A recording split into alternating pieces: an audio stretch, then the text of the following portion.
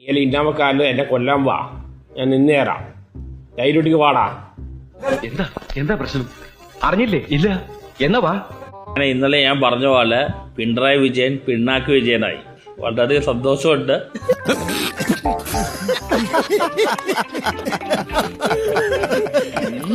വളരെയധികം സന്തോഷം. നമ്മുടെ പിണറായി വിജയൻ അങ്ങനെ പിണ്ണാക്ക് വിജയനായി.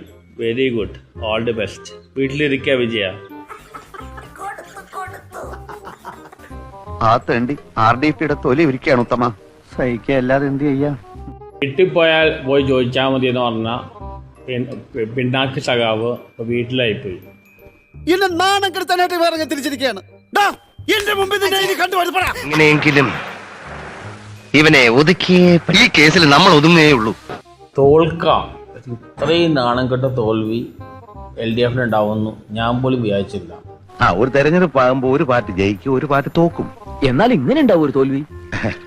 പിണ്ണാക്ക് മിനിസ്റ്ററുടെ ഒരു കാര്യം പറയാനുള്ളൂ, നീലെ കൊല്ലാൻ വാ, ഞാൻ നിന്ന് തരാം. അത്രയും വേണോ? വേണം, കുറച്ച് കടുപ്പത്തിരിക്കട്ടെ. എന്റെ ഭഗവതി, ഇവന്റെ ഷേപ്പ് മാറാതെ നീ നോക്കിക്കോണേ. നീ കൊല്ലു തന്നെ.